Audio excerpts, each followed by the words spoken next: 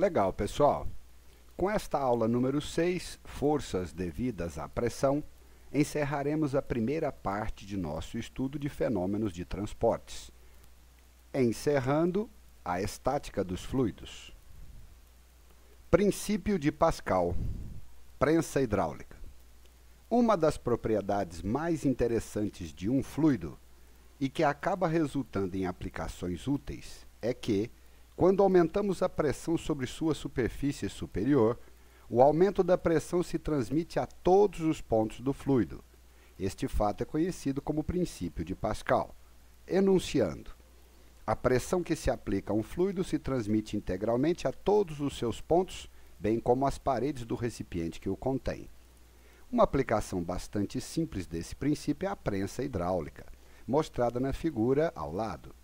Imaginemos um tubo em U, no qual aplicamos uma pressão P, que resulta de uma força aplicada a F1 numa área A1.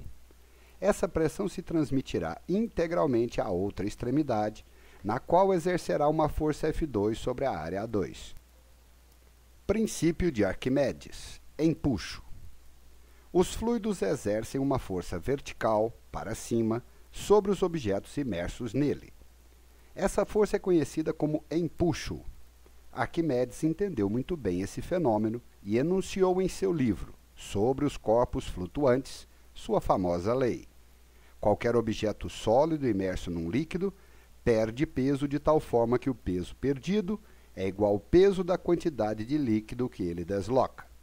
Portanto, a força conhecida como empuxo, a aparente perda de peso, é tal que empuxo é igual peso do volume do fluido deslocado. Assim, sobre um objeto parcial ou totalmente imerso num fluido, devemos considerar mais uma força que é o empuxo. Quando um corpo está totalmente imerso em um líquido, por exemplo, podemos ter as seguintes condições. Primeiro, se ele permanece parado no ponto onde foi colocado, a intensidade da força de empuxo é igual à intensidade da força-peso. Segundo, se ele afundar, a intensidade da força de empuxo é menor do que a intensidade da força-peso. E, por fim, se ele for levado à superfície, a intensidade da força de empuxo é maior do que a intensidade da força-peso.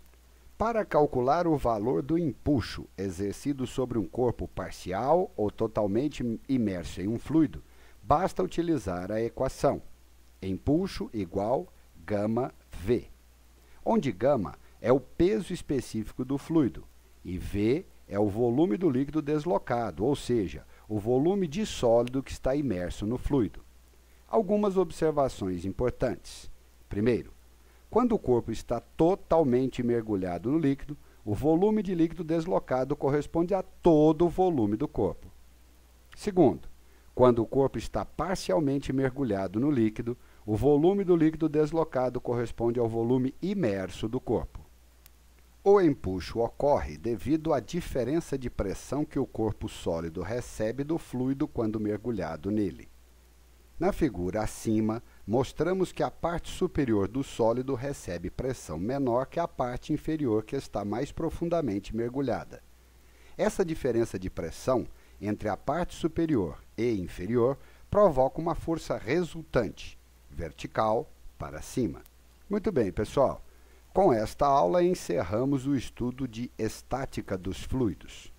Procure estudar as aulas 4, 5 e 6 e fazer todos os exercícios propostos. Um abraço.